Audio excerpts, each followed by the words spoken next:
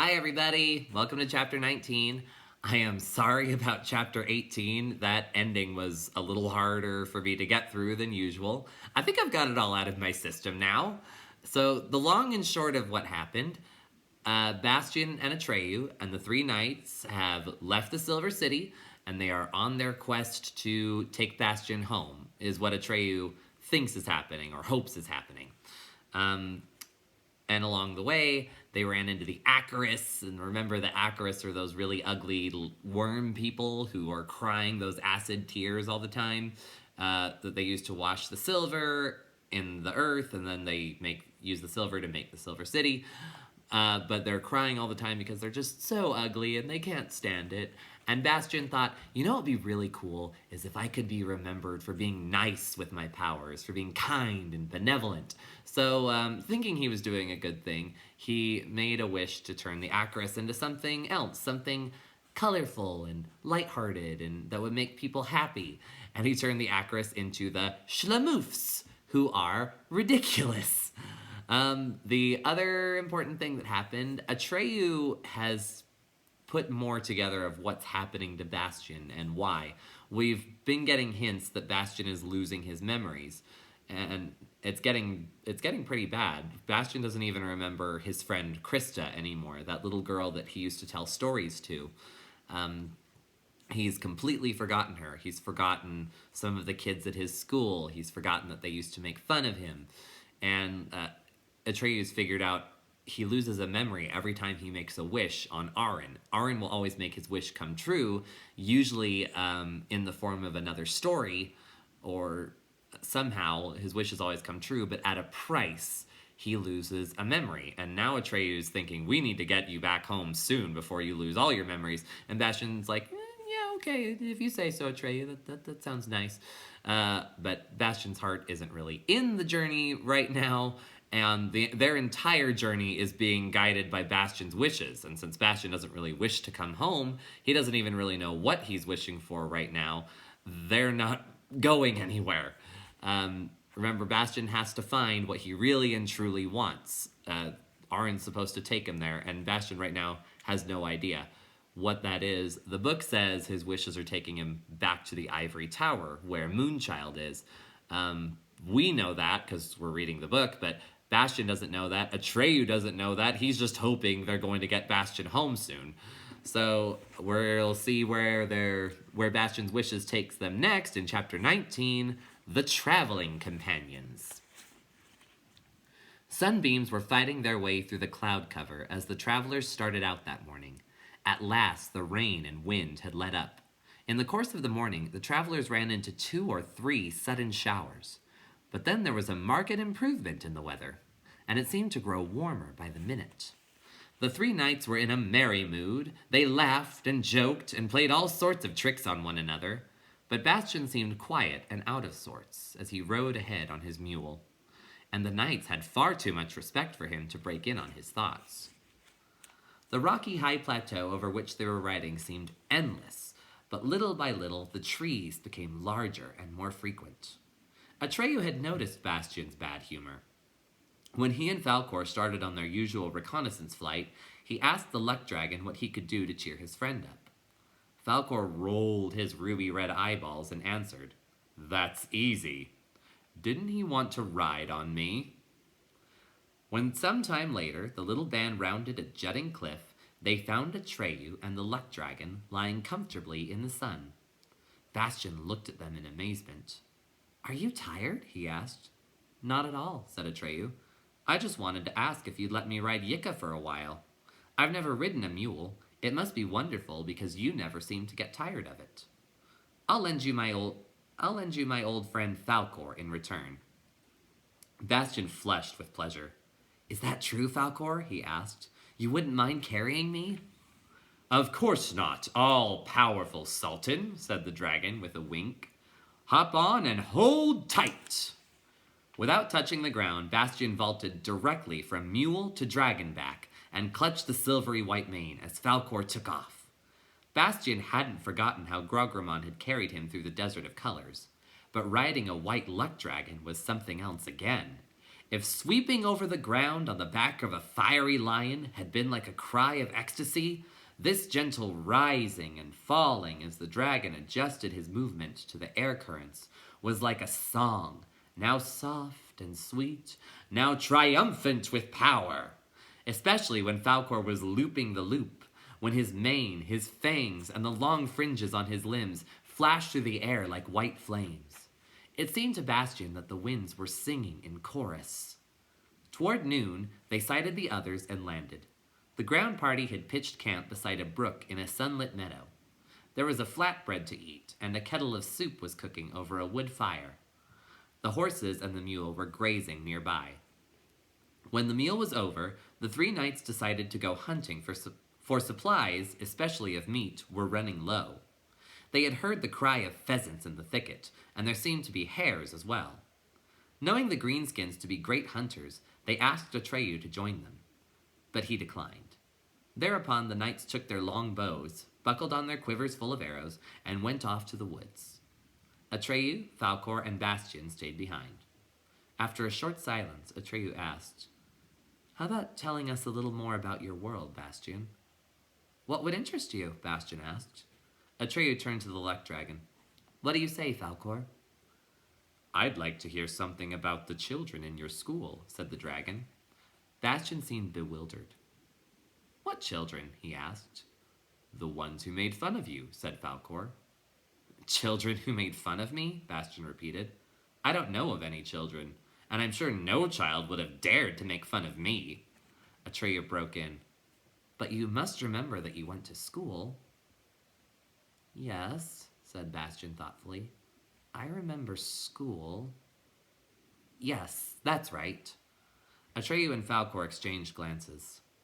"I was afraid of that," Atreyu muttered. "Afraid of what?" "You've lost some more of your memory," said Atreyu gravely. "This time it came of changing the Acarus into Schlemoofs. You shouldn't have done that." "Bastian Balthazar Bucks," said the luck dragon, and his tone seemed almost stern.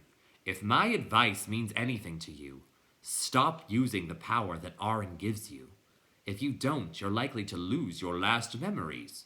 And without memory, how will you ever find your way back to where you came from?" "To tell the truth," said Bastian, "I don't want to go back anymore." Atreyu was horrified. "But you have to go back. You have to go back and straighten out your world so humans will start coming to Fantasia again. Otherwise, Fantasia will disappear sooner or later, and all our trouble will have been wasted." At that point, Bastian felt rather offended. "But I'm still here," he protested. "It's been only a little while since I gave Moonchild her new name." Atreyu could think of nothing to say, but when Falkor spoke up, "Now," he said, "I see why we haven't made the slightest progress in finding Bastian's way back. If he himself doesn't want to."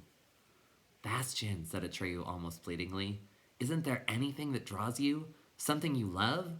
Don't you ever think of your father who must be waiting for you and worrying about you?" Bastian shook his head. "I don't think so. Maybe he's even glad to be rid of me." Atreyu looked at his friend in horror. "The way you two carry on," said Bastian bitterly. "You almost sound as if you want to get rid of me too." "What do you mean by that?" asked Atreyu with a catch in his voice. "Well," said Bastian, "you seem to have only one thing on your minds, getting me out of Fantasia as quickly as possible." Atreyu looked at Bastian and slowly shook his head. For a long while, none of them said a word. Already, Bastian was beginning to regret his angry words. He himself knew they were unjust. Then Atreyu said softly, "I thought we were friends." "You were right," Bastian cried. "We are, and always will be. Forgive me, I've been talking nonsense." Atreyu smiled. "You'll have to forgive us, too, for hurting your feelings. We didn't mean it." "Anyway," said Bastian, "I'm going to take your advice." After a while, the three knights returned with several partridges, a pheasant, and a hare. When the party started out again, Bastian was riding Yika. In the afternoon, they came to a forest consisting entirely of tall, straight evergreens, which formed high overhead a green roof so dense that a ray of sunlight seldom reached the ground. That may have been why there was no underbrush. The soft, smooth forest floor was pleasant to ride on. Falkor had resigned himself to trotting along with the company, because if he had flown above the treetops with Atreyu, he would undoubtedly have lost sight of the others. All afternoon they rode through the dark green twilight. Toward nightfall, they spied a ruined castle on a hilltop. They climbed up to it, and in the midst of all the crumbling walls and turrets, halls and passageway, they found a vaulted chamber that was in fairly good condition. There they settled down for the night. It was red-headed Hisbald's turn to cook, and he proved to be much better at it than his predecessor. The pheasant he roasted over the fire was as tasty as you please. The next morning, they resumed their journey. All day they rode through the forest, which looked the same on all sides. It was late in the day when they noticed that they must have been riding in a great circle, for ahead of them they saw the ruins of the castle they had left in the morning. But this time they were approaching it from a different direction. "This has never happened to me before," said Hickory, twirling his black mustache. "I can't believe my eyes," grumbled Hisbald, stalking through the ruins on his long, thin legs. But so it was. The remains of yesterday's dinner left no room for doubt. Atreyu and Falkor said nothing, but their thoughts were hard at work. How could they have made such a mistake? At the evening meal, this time it was roast hare, prepared more or less competently by Hickory, the three knights asked Bastian if he would care to impart some of his memories of the world he came from. Bastian excused himself by saying he had a sore throat, and since he had been very quiet all that day, the knights believed him. After suggesting a few effective remedies, they lay down to sleep. Only Atreyu and Falkor suspected what Bastian was thinking. Early in the morning, they started off again. All day they rode through the forest, trying their best to keep going in a straight line, but at nightfall, they were back at the same ruined castle. "Well, I'll be," Hickory blustered. "I'm going mad," groaned Hisbald. "Friends," said Hydorn disgustedly, "we might as well throw our licenses in the trash bin. Some knights errant we turned out to be." On their first night at the castle, Bastian, knowing that Yika liked to be alone with her thoughts now and then, had found her a special little niche. The company of the horses, who could think of nothing to talk about but their distinguished ancestry, upset her. That night, after Bastian had taken her back to her place, she said to him, "Master, I know why we're not getting ahead." "How could you know that, Yika?" "Because I carry you, master, and because I'm only half an ass, I feel certain things." "So, according to you, why is it?" "You don't want to get ahead, master. You've stopped wishing for anything." Bastian looked at her in amazement. "You really are a wise animal, Yika." The mule flapped her long ears in embarrassment. Do you know which way we've been going?" "No," said Bastian. "Do you?" Yika nodded. "We've been heading for the center of Fantasia." "For the ivory tower?" "Yes, master. And we made good headway as long as we kept going in that direction." "That's not possible," said Bastian. "Atreyu would have noticed it. And certainly Falkor would have, but they didn't." "We mules," said Yika, "are simple creatures, not in a class with luck dragons. But we do have certain gifts, and one of them is a sense of direction. We never go wrong. That's how I knew for sure that you wanted to visit the childlike empress." "Moonchild," Bastian murmured. "Yes, I would like to see her again. She'll tell me what to do." Then he stroked the mule's white nose and whispered, "Thanks, Yika. Thanks." Next morning, Atreyu took Bastian aside. "Listen, Bastian. Falkor and I want to apologize. The advice we gave you was meant well, but it was stupid. We just haven't been getting ahead. Falkor and I talked it over last night. You'll be stuck here, and so will we until you wish for something. It's bound to make you lose some more of your memory, but that can't be helped. There's nothing else you can do. We can only hope that you find the way back before it's too late. It won't do you any good to stay here. You'll just have to think of your next wish and use Arin's power." "Right," said Bastian. Yika said the same thing, and I already know what my next wish will be. Let's go. I want you all to hear it. They rejoined the others. Friends, said Bastian in a loud voice, so far we have been looking in vain for the way back to my world. Now I've decided to go and see the one person who can help me find it. That one person is the childlike Empress. Our destination is now the Ivory Tower. Hurrah! Cried the three knights in unison. But then Falkor's bronze voice rang out. Don't do it, Bastian Balthazar Bucks. What you wish is impossible. Don't you know that no one can meet the golden-eyed commander of wishes more than once? You will never see her again. Bastian clenched his fists. Moonchild owes me a lot, he said angrily. I'm sure she won't keep me away. You'll see, Falkor replied, that her decisions are sometimes hard to understand. Bastian felt the color rising to his cheeks. You and Atreyu, he said, are always giving me advice. You can see where your advice has got us. From now on, I'll do the deciding. I've made up my mind, and that's that. He took a deep breath and went on a little more calmly. Besides, you always speak from your point of view. You two are Fantasians, and I'm a human. How can you be sure that the same rules apply to me as to you? It was different when Atreyu had Auron, and who else but me is going to give the gem back to Moonchild? No one can meet her twice, you say, but I've already met her twice. The first time we saw each other for only a moment, when Atreyu went into her chamber, and the second time when the big egg exploded. With me, everything is different. I will see her a third time. All were silent. The knights, because they didn't know what it was all about, Atreyu and Falkor, because they were beginning to have doubts. Well, said Atreyu finally, maybe you're right.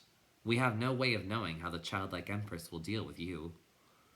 After that, they started out, and before noon, they reached the edge of the forest. Before them lay sloping meadows as far as the eye could see. Soon, they came to a winding river and followed its course. Again, Atreyu and Falkor explored the country, describing wide circles around their slow-moving companions. But both were troubled, and their flight was not as light and carefree as usual. Looking ahead, they saw that the country changed abruptly at a certain point in the distance. A steep slope led from the plateau to a low-lying, densely wooded plain, and the river descended the slope in a mighty waterfall. Knowing that the riders couldn't hope to get that far before the next day, the two scouts turned back. Falkor, Atreyu asked, do you suppose the childlike Empress cares what becomes of Bastian? Maybe not, said Falkor. She draws no distinctions. Then, said Atreyu, she is really Don't say it, Falkor broke in. I know what you mean, but don't say it. For a while, Atreyu was silent. Then he said, but he's my friend, Falkor. We've got to help him, even against the childlike Empress's will if we have to. But how? With luck, the dragon replied, and for the first time, the bronze bell of his voice seemed to have sprung a crack. That evening, the company chose a deserted log cabin on the riverbank as their night lodging. For Falkor, of course, it was too small, and he preferred to sleep on the air. The horses and Yika also had to stay outside. During the evening meal, Atreyu told the others about the waterfall and the abrupt change in the country. Then he added casually, by the way, we're being followed. The three knights exchanged glances. Aho! Cried Hicorian, giving his black mustache a martial twirl. How many are they? I counted 7 behind us, said Atreyu. But even if they ride all night, they can't be here before morning. Are they armed? Asked Hisbald. I couldn't tell, said Atreyu. But there are more coming from other directions. I saw 6 in the west, 9 in the east, and 12 or 13 are coming from up ahead. We'll wait and see what they want, said Hydorn. 35 or 36 men would hardly frighten the 3 of us, much less Sir Bastian and Atreyu. Ordinarily, Bastian ungirt the sword Secunda before lying down to sleep, but that night he kept it on and slept with his hand on the hilt. In his dreams, He saw Moonchild smiling at him, and her smile seemed full of promise. If there was any more to the dream, he forgot it by the time he woke up, but his vision encouraged him in his hope of seeing her again. Glancing out of the door of the cabin, he saw 7 blurred shapes through the mist that had risen from the river. 2 were on foot. The others were mounted on different sorts of steeds. Bastian quietly awakened his companions. The knights unsheathed their swords, and together they stepped out of the cabin. When the figures waiting outside caught sight of Bastian, the riders dismounted, and all 7 went down on their left knees, bowed their heads, and cried out, "Hail and welcome to Bastian Balthazar Bux, the savior of Fantasia!" The newcomers were a weird-looking lot. One of the 2 who had come on foot had an uncommonly long neck and a head with 4 faces. One pointed in each of the 4 directions. The first was merry, the second angry, the third sad, and the fourth sleepy. All were rigid and unchanging, but he was able at any time to face forward with the one expressing his momentary mood. This individual was a 4-quarter troll, sometimes known as a moody-woody. The second pedestrian was what is known in Fantasia as a head-footer. His head was connected directly with his long, thin legs, there being neither neck nor trunk. Head-footers are always on the go and have no fixed residence. As a rule, they roam about in swarms of many hundreds, but from time to time one runs across a loner. They feed on herbs and grasses. The one that was kneeling to Bastian looked young and red-cheeked. The 3 creatures riding on horses no larger than goats were a gnome, a shadow scamp, and a blondie cat. The gnome had a golden circlet around his head and was obviously a prince. The shadow scamp was hard to recognize, because to all intents and purposes, he consisted only of a shadow cast by no one. The blondie cat had a cat-like face and long golden blonde curls that clothed her like a coat.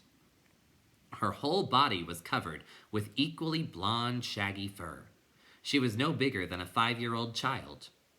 Another, who was riding on an ox, came from the land of the Sassafranians, who are born old and die when they have grown, that is, dwindled, to infancy. This one had a long white beard, a bald head, and a heavily wrinkled face. By Sassafranian standards, he was a youngster, about Bastian's age. A blue djinn had come on a camel. He was tall and thin and was wearing an enormous turban. His shape was human, but his bare torso, with its bulging muscles, seemed to be made of some glossy blue metal. Instead of a nose and mouth, he had a huge, hooked eagle's beak.